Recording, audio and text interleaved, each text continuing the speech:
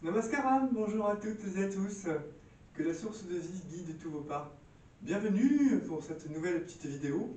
Alors aujourd'hui, je vais vous parler d'une technique avancée qui est très importante, notamment dans le tantra. Je n'ai pas dit le tantrisme, le tantra, qui est les micro-pratiques en fait. Généralement, on voit que l'on pousse les élèves à intensifier les pratiques, à les faire les plus longues possibles. C'est quelque chose de très long, pendant des années, des décennies, voire plusieurs vies. Voilà, avec beaucoup de souffrance alors plutôt que de joie. Le yoga doit se faire avant tout dans la joie. Donc c'est vrai qu'au début, quand on dégrossit le terrain, pour apprendre les bases, on va avoir quand même des pratiques dans la journée de façon allongée. Donc généralement une demi-heure, une heure, 2 fois par jour, voire 3 fois par jour, en fonction de vos possibilités par rapport à votre vie sociale, professionnelle et privée, bien sûr. Mais ce que l'on veut de dire, c'est que ensuite, lorsque vous avez ces bases, il est très bien pour progresser de faire des micro-pratiques. Alors qu'est-ce que c'est des micro-pratiques?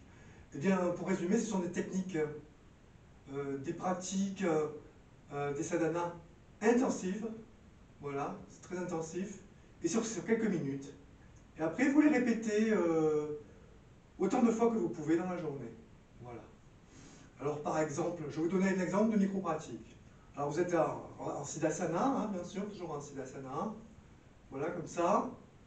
Bon, je suppose que vous avez un certain niveau, au niveau de l'énergie qui est montée, au moins dans Ajna, si possible, Sahasrara, voilà, la couronne. Donc voilà, pas de problème de faire monter l'énergie.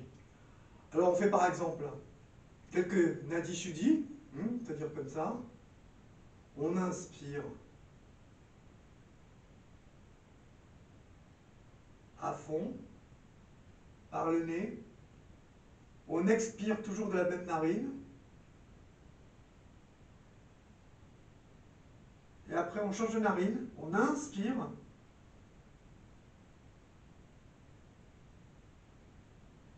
Et après, on expire, toujours par le nez.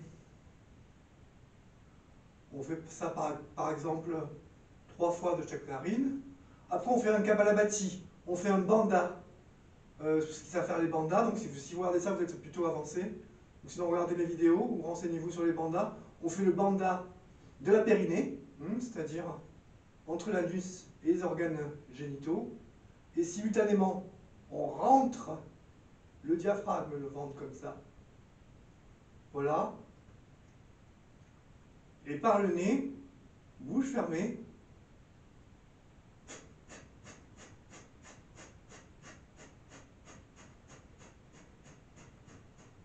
on inspire à fond, on inspire à fond.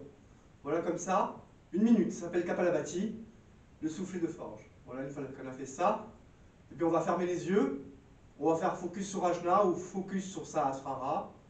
Si vous avez Sahasrara ouvert, vous fermez les yeux, vous fermez le Mula Bandha,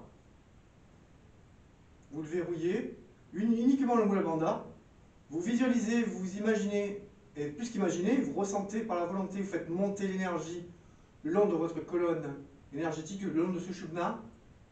En même temps que vous inspirez, vous faites monter la Kundalini le plus haut possible dans la tête. Une grande inspire, par le nez. Et vous faites mini baby kekari, c'est-à-dire la langue contre le palais mou. On ne la fait pas rentrer comme les fakirs, ou écrit dans le Pratipika. On le fait simplement poser pour faire une connexion entre le chakra de la gorge et Ajna, et puis donc les chakras aussi intermédiaires qui sont un peu partout, vers la mâchoire et les joues. Donc on fait le Mula Bandha, focus sur Sahasrara ou sur Ajna, comme vous pouvez. Enfin, Ajna, vous l'avez là, après il descend, et il est plus profond. Alors on fait comme ça.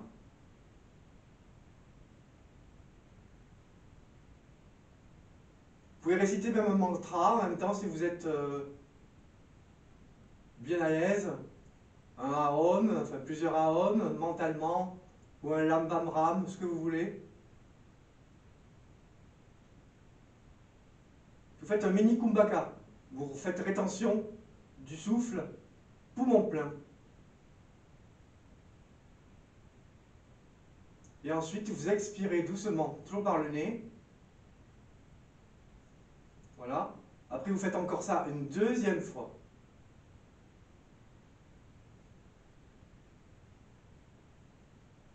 Mini Kekari, baby. Kumbhaka. Surajna ou sur Sahasrara. Et après, au contraire, vous avez fait une très grande amplitude de respiration. Vous faites une micro-amplitude. Pas plus large qu'une papier à cigarette. Donc vous le ressentez à la fois ici et à la fois ici. C'est pas plus large qu'un papier à cigarette, c'est comme ça, c'est imperceptible.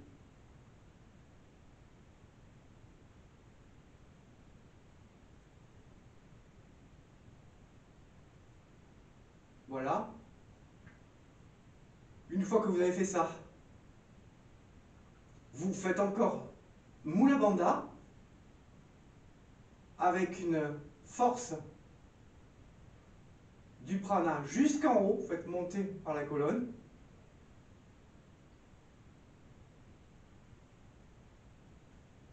Sushumna, pour ceux qui peuvent, vous faites même le 8e chakra qui est ici.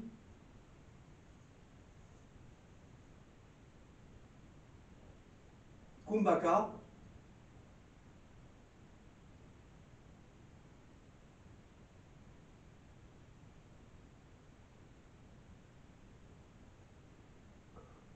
Et normalement, vous êtes extatique. Hein, voilà, vous pouvez partir à tout moment en Savikalpa Samadhi pour les gens qui sont au niveau expert. Voilà.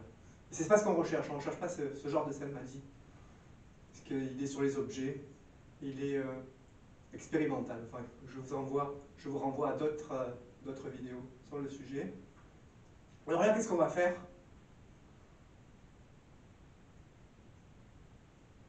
On va fermer les yeux.